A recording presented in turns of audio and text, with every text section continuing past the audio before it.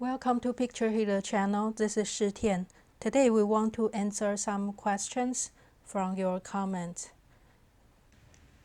I appreciate everyone taking time to write comments.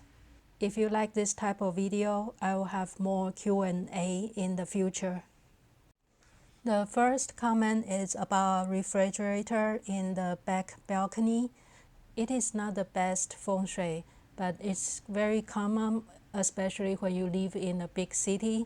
We want to use every little bit of space, even the balcony. If you cannot move the refrigerator, then there's really not much we can do.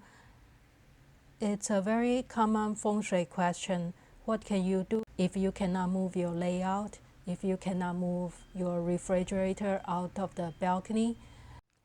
At least we can keep the space cleaned, organized, and keep it pretty so the qi is better in the space. You can increase the qi by placing some feng shui cures. You can place some Chinese 5 emperor coins or 6 emperor coins, either hang it on the wall or place on the floor or under a carpet to increase the qi of the space.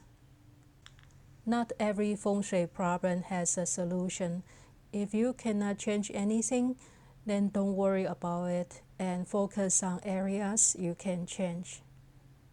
The second comment is about kitchen stove on the other side of a restroom.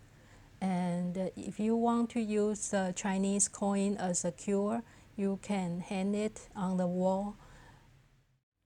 Just hang it nearby on the wall or in front of the cabinet or under the cabinet. It's okay. The third comment is about stove facing the fridge.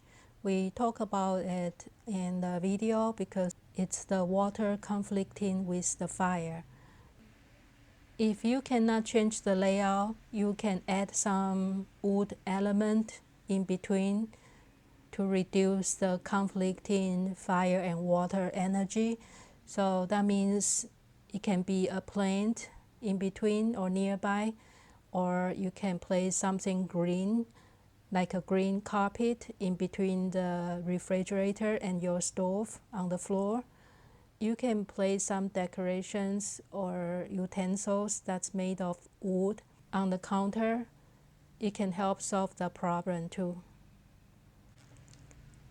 And the second question is about the front door opens into a wall. Can the energy flow in? It depends on the size of your entry space. If it's really tight and you're worried about the wall that's blocking the energy, you can place some artwork on the wall, such as a beautiful landscape or very expansive view. It has the effect of opening up the space and make the qi flow better. And keep the space bright by adding some good lighting and maybe use some mirror. Just be careful that mirror should not directly facing the door, but if it's on the side, it's okay. The next comment is about a house affected by a Tjunction and how to cure it. There's actually a very classical cure for Tjunction. It's called Shi Gan Dang.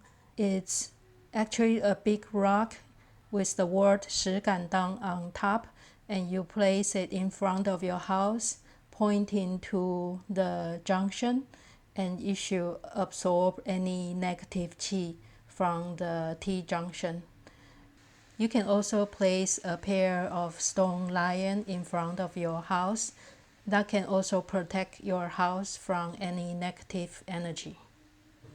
The next question is about Chinese animal signs.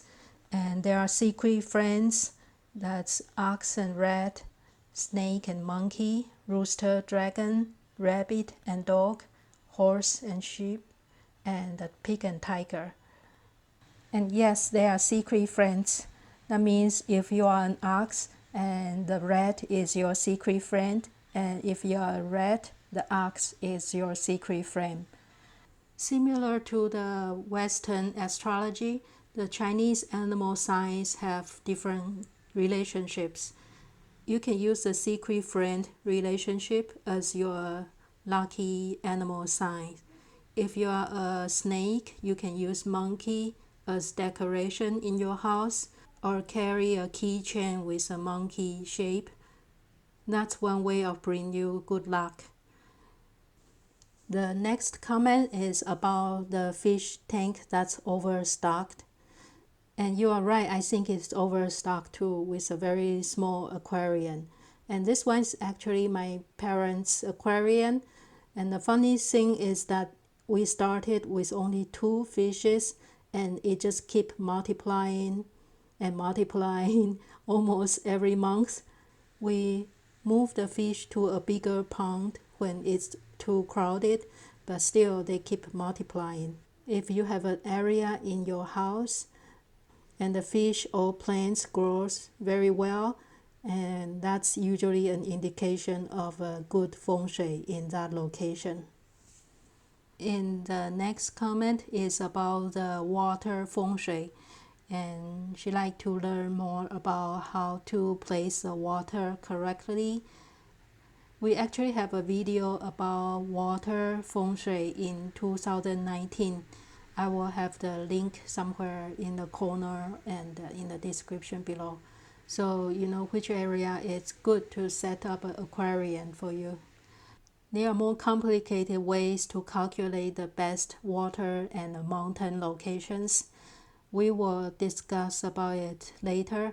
We do need a more detailed calculation according to the house sitting and facing direction and also the owner's birth chart.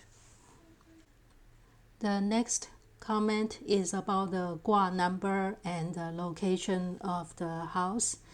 I think this one refers to the 8-mansion style feng shui, because in the 8-mansion style there's east and west people. Each group of people has a certain lucky directions and unlucky directions. If you cannot use the lucky direction of the house, for example, if you need to use the southwest of the house, but it's not your ideal direction, then you can think of the southwest as a small taiji and find your lucky direction within that room and use that corner more. Because in reality, there will be no perfect feng shui, especially when you live with your spouse and family members, and each one has the ideal feng shui, and there will always be conflict.